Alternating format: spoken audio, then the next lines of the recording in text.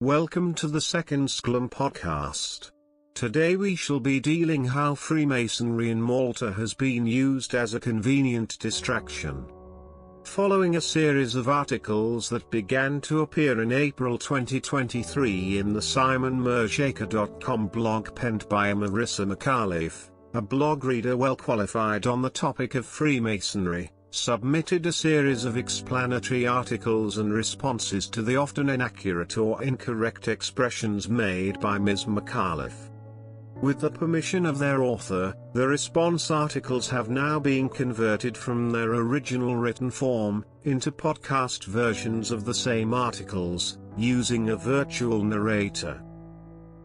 An Objective View of Freemasonry, Part 2. The Murder of Daphne Caruana Galizia and Freemasonry as a Convenient Distraction.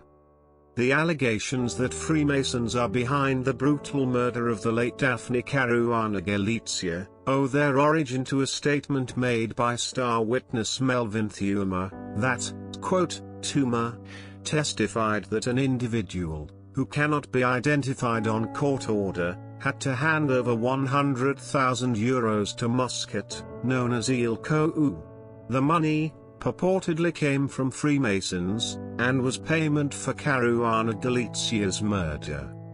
First, I note that Theuma stated Freemasons in the plural, and this can be taken to mean either individual Freemasons or, as has been also interpreted, an organized Masonic conspiracy.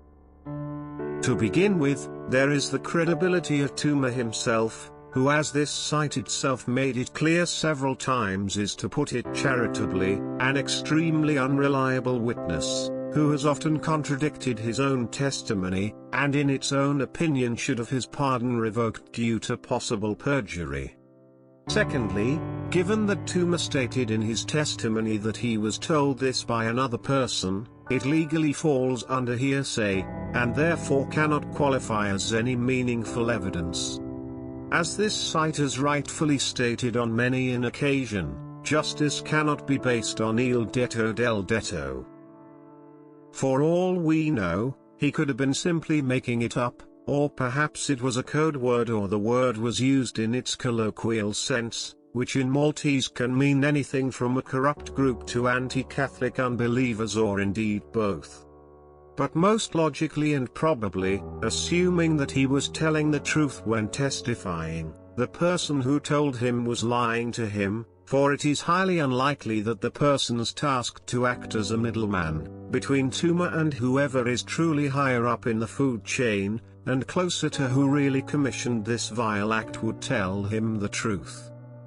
It is well known that criminals are fed misinformation by their commissioners to misinform them, so that if they ever get caught they would not be in a position to reveal the true source even if they wanted to.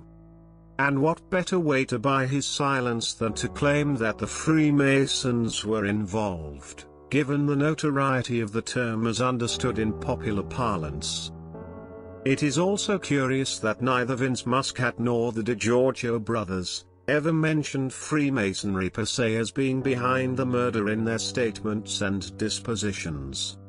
What they did actually mention is a lawyer alleged to be a Mason but a single man, if he is actually involved in the crime, since we are basing this solely on claims made by the executors of the crime, and one should always be presumed innocent until proven otherwise, does not translate to me that this means that an entire Masonic community was behind this lurid affair.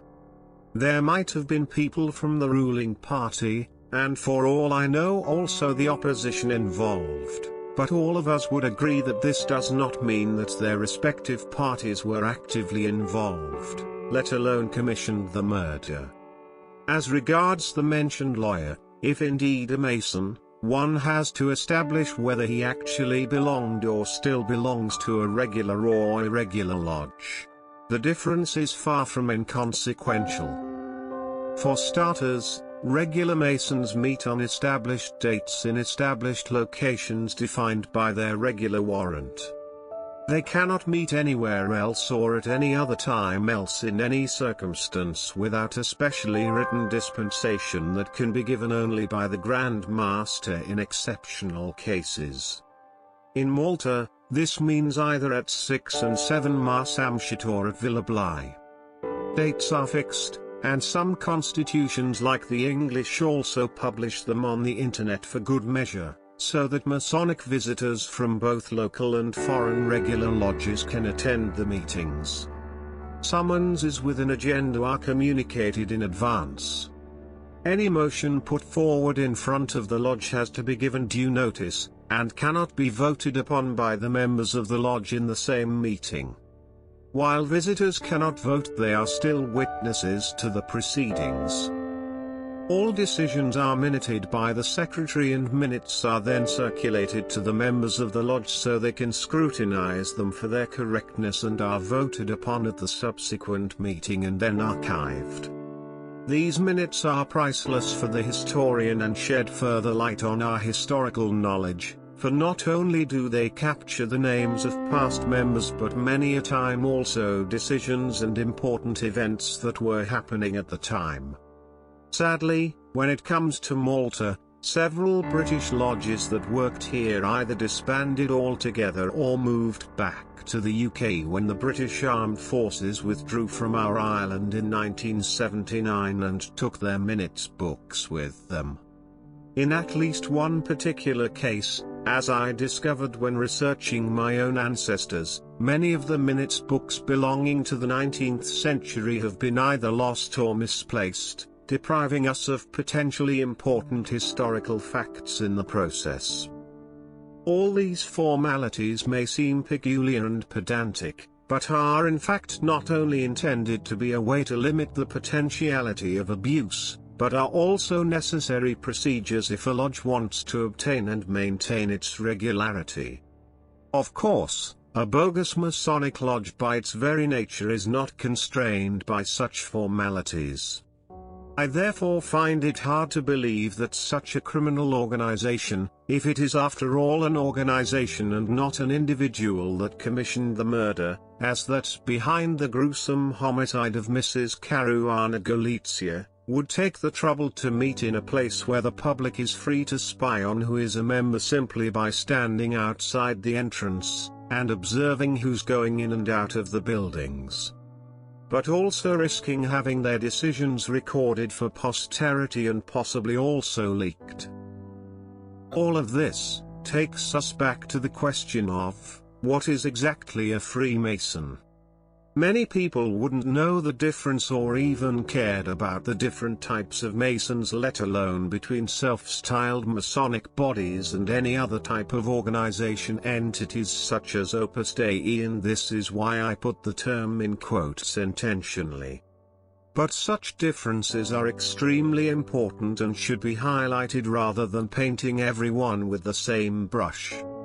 In Maltese, the term Masoon is a deeply pejorative term, with extremely unsavory connotations, so much so that in Maltese case law, there were two cases, one in the 1930s and the other in 1992, where it has been ruled as defamation if not used in any other sense other to describe someone who is an actual Freemason.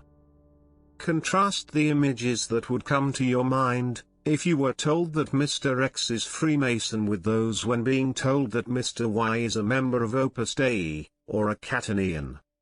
Probably if Mr. Y was the latter, hardly anyone would bat an eyelid, even though all three are secret organizations, and I put the term secret in quotes too, because it all depends on how you define it. But call someone a Masoon, and I am certain, all kinds of lurid images would spring to the minds of the general reader. Thus it is important to give an objective account as possible on the subject of Freemasonry, rather than reinforce an already deeply established prejudice further. There are truths and there are falsehoods, and there is above all an unwarranted degree of generalization. Therefore we need to start by addressing the most fundamental of misconceptions, namely the fact that contrary to what is being erroneously portrayed by many, Freemasonry is not a singular body. This will be the subject of my next blog.